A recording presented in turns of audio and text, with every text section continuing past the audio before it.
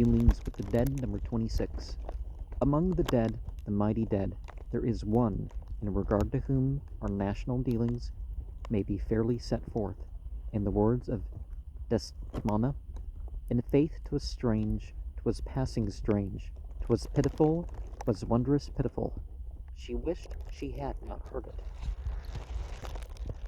49 years have passed since the interment of George Washington.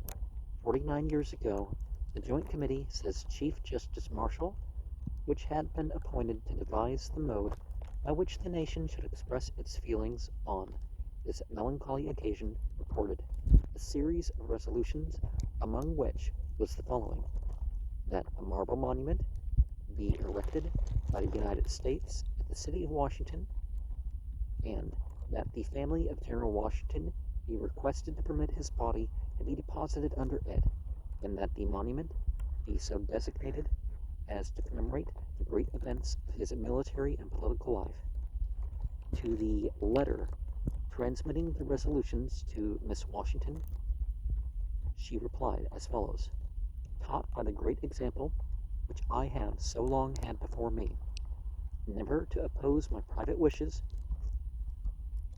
to the public will, I must consent to the request made by Congress, which you have had the goodness to transmit to me, and in doing this, I cannot say what a sacrifice of individual feeling I make to a sense of public duty. Well, you can step aside from public duty if you have moral opposition to things, right? But if you just don't feel like it, that's probably not enough. All this is very fine. The nation requested permission to remove the remains. Miss Washington consented. But that monument, the remains have slumbered quietly where they first were interred for 49 years. And the monument is like Rachel's firstborn. It is not. There is something better in prospect. Such, however, is the record thus far. It is very true he needs no monument. No immortal can say more justly from his elevated sphere. To every inhabitant of this vast empire, see monumentum quaeris circumspic. This fact, however, so far from taking the tithe of a hair from the balance of this account, illustrates the national delinquency. It may be matter of amusing speculation to contrast the zeal which prevails, especially in England, in relation to the most trifling memorials of Shakespeare, and the popular indifference in regard to certain relics known to have been the property of Washington, and have been personally used by him. All are familiar with the recent excitement on the subject of Shakespeare's house, that mulberry tree, a hair of him, for memory. Washington's library has lately been sold for just about the price of 4 shares in one of the cotton mills at Lowell.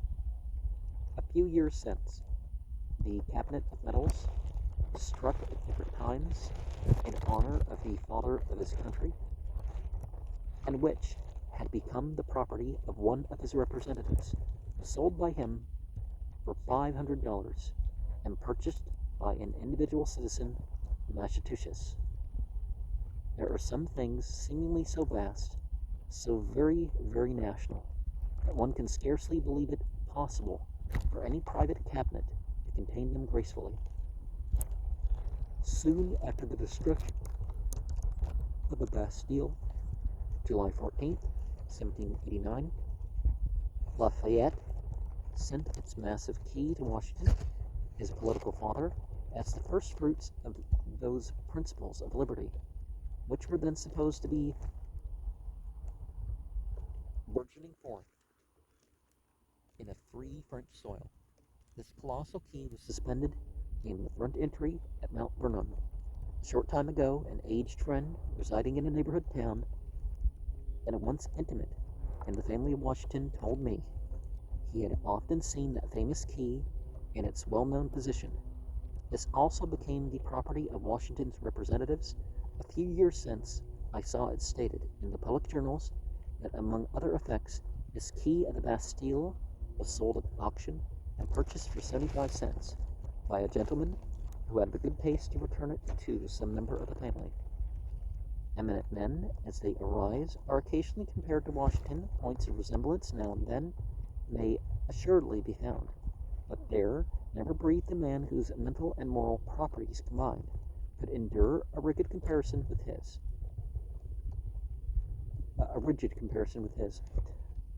The mixing of language that's, I don't know, it's probably Latin, so I'm trying to say it like that, but whoever attempts to run this parallel between him and any other will readily acknowledge the truth of the proverb, Bellum simile quator pedibus curril. Select the example from the present or the past, from our own or from other lands, and inquire, to which of them all would Erskine, so chary of his praise, so slow of faith in his fellow, have applied those memorable words inscribed in the presentation copy of his work transmitted to Washington. You, sir, are the only individual for whom I ever felt an awful reverence. Of whom else would Lord Brougham have pronounced this remarkable passage? It will be the duty of the historian and the sage in all ages to omit no occasion of commemorating this illustrious man, and until time shall be no more, will attest of the progress which our race has made in wisdom and virtue be derived from the veneration paid to the immortal name of Washington. I have not yet met with any gentleman of our calling who is not decidedly in favor of the election of General Taylor, or who would not gratuitously attend in a professional way upon Messieurs Cass and Van Buren. We perceive a resemblance between the first president and the present candidate in their willingness to draw long bills on posterity for fame, in preference to numerous drafts at sight without grace or daily applause.